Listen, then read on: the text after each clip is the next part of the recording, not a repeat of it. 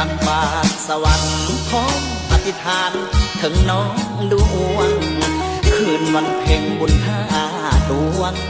อ้ายเสียงดวงสอบหาแฟนแก้วเอ๋ยคำเอ๋ยน้องอยู่ไกลไกลหรือต่างแดน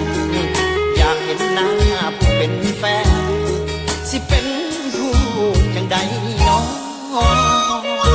อ้ายนี่เป็นบ่าวหูขี้เลหน้าดำว่าบ่อายบ่อ้ำอ้ายยังสูดแท้ก่อนแซ่เศร้าซาผ่านมาอ้ายบอกว่าบอกอ้ายที่บอกเคยแพ้ก็บอกเคยสองสาวใดอยู่ใส่เด้คู่บุพเพสันนิวาสเปิดหัวใจประกาศคนหักค่าเจ้าอยู่ใส่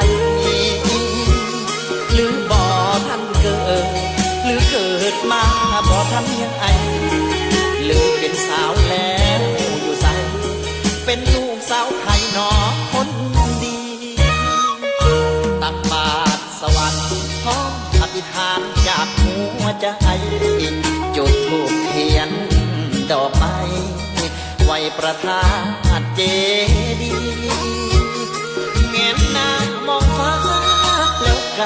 าบลงสักทีวอนประทานหลวงเจดีย์ขอให้ข้านี้ได้พอแฟน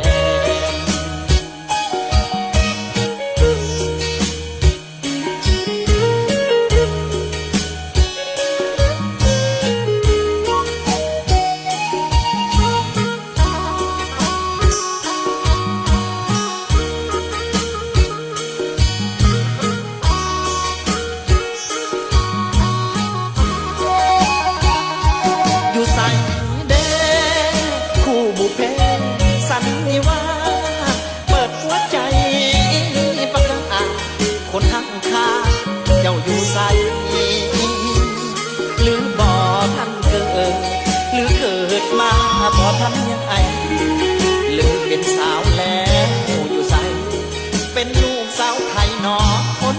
ดีตักบาตรสวรรค์พร้อมอธิษฐานจากหัวใจจุดธูปเทียนดอกไม้ไว้ประทานเจดีย์เงยหน้ามองฟ้าแล้วกรา